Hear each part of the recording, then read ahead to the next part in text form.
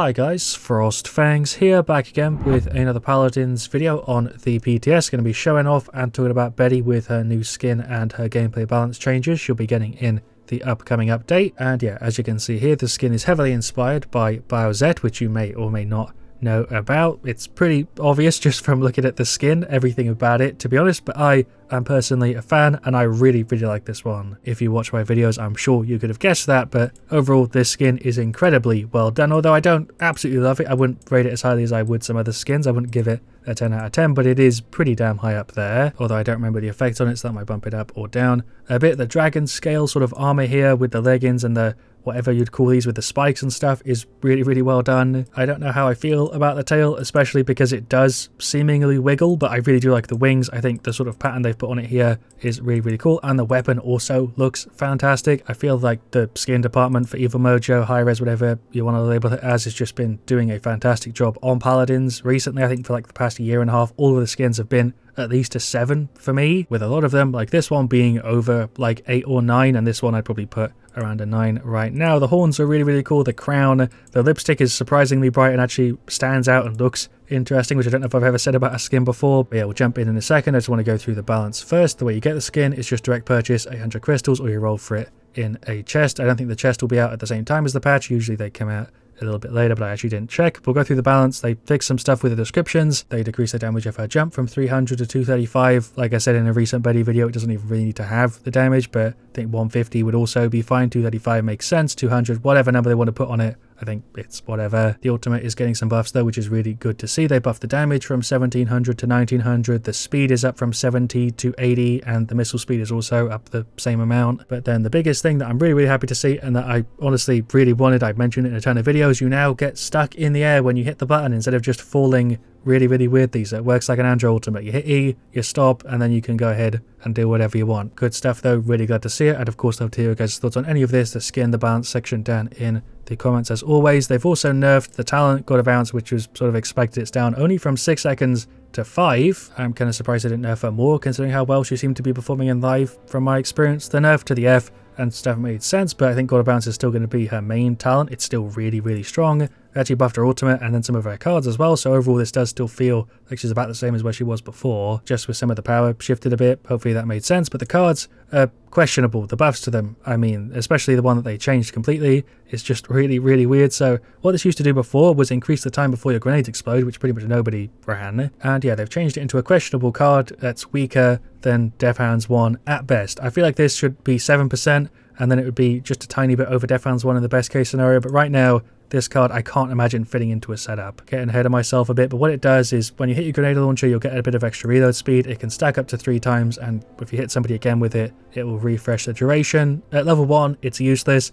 At level 5, it's still only 15% after you hit 3 grenades, which is weaker than Death Hounds 1. It's just kind of weird. I think the idea of the card is cool if they move the numbers around a bit. I think they were worried about it being way too strong, but right now it definitely isn't going to make the cut. Hopefully that made sense. Then Eureka Moment is just a straight buff. It used to start at 2500, it scales 200 a level, now it starts at 2000, which means at level 5 you could get 1 ammo per 1200 damage, and this does trigger, as far as I remember, onto playables and shields, which makes this actually at level 5 possibly something you're going to throw in a setup instead of some of the movement or sustain you'd usually run. So this one is worth considering. Maybe this will see use. It's definitely kind of hard to tell on the PTS with everything being so scuffed, but even the way it was before, 500 extra compared to where it is now, it did see some use. I just don't know if it's worth running instead of just grabbing Death Hands and then running a slightly safer setup without this ammo reset. So I'll go ahead and grab Betty, and then the setup here is a look at the weapon, which I can't inspect because key bindings on the PTS are busted, but it looks good. I feel like it could be a slight bit more detailed than it actually is. For some reason it looks a little bit lower res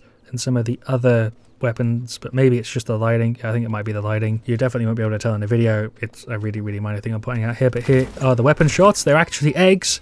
Okay, I don't know why I wasn't expecting that, but the weapon shots look really good, especially with the green tracer on there. That looks actually fantastic. Where's the reload? Reload animation was obviously busted, but there are eggs in there, seemingly. Let me actually let that reload animation go a little bit longer so I can probably show it off. Yeah, I suppose. It's kind of hard to tell, but looks good. No complaints about the weapon and the basic shots. We'll see the F, very standard, although the sound effects are different. Let me max out Krennis so I can use that a little bit more. I'll shut up so you can hear the sound effects on it.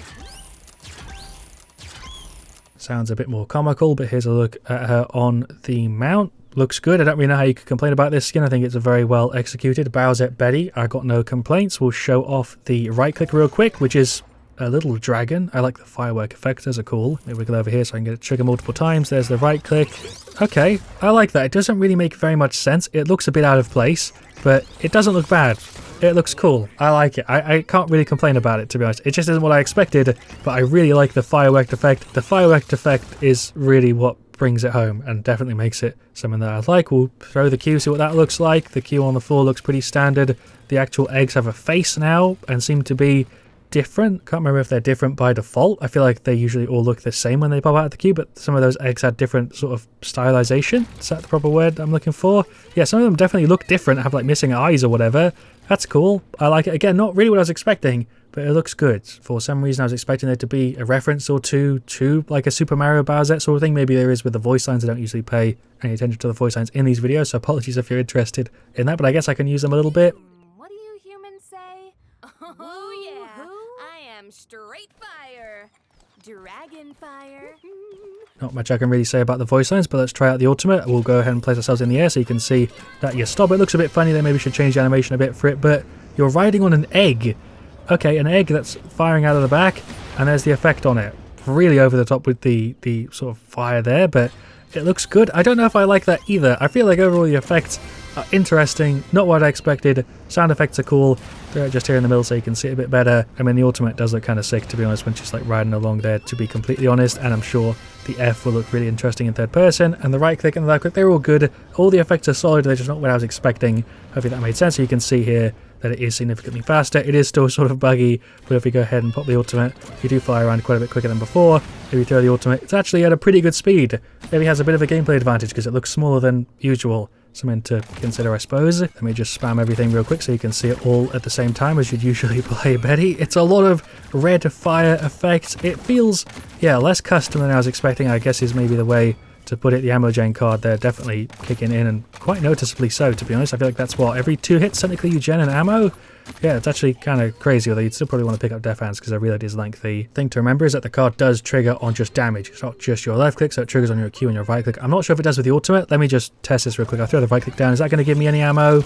It does. Okay, so it definitely triggers on the right click. I know for sure it triggers on the Q, but does it trigger on the ulti? That's the thing to check.